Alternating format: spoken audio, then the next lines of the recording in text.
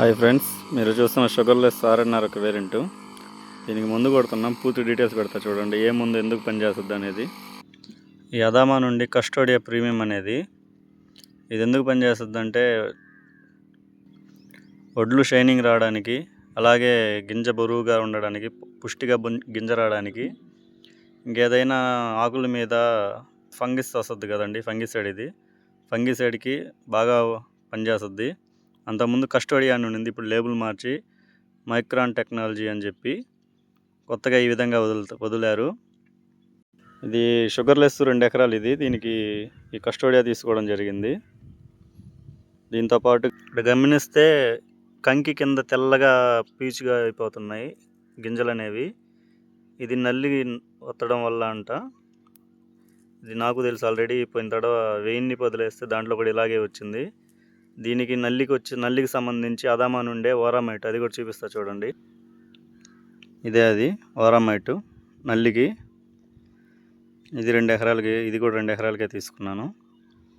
ఇంకపోతే దోమ కూడా ఈ స్టేజ్లో ఏంటంటే వాతావరణం అనుకూలంగా లేదు కాబట్టి, ఎండ తీవ్రత తక్కువగా ఉంది కాబట్టి దోమ కూడా ఎక్కువగా ఉంది.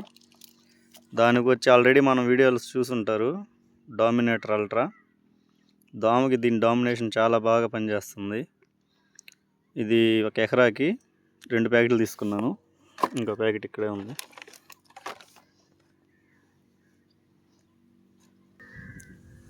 దోమ కూడా అది చాలా సమర్థవంతంగా ఎదుర్కొనింది.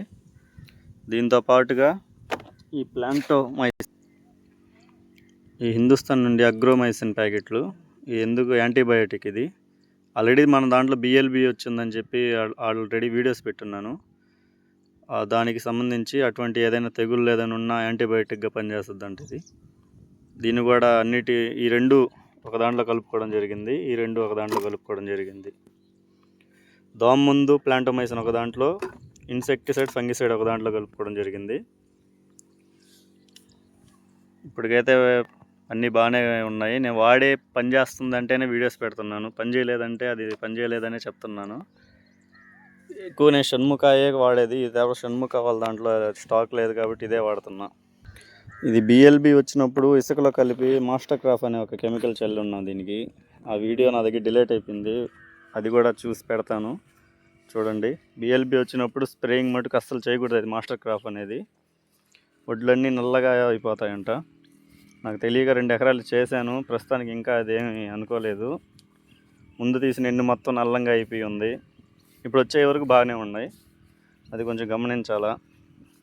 ఈ నల్లికి వరకు ముందే మందు కొట్టుకోవడం చాలా మంచిదని నేనైతే అనుకుంటున్నా ఫ్రెండ్స్.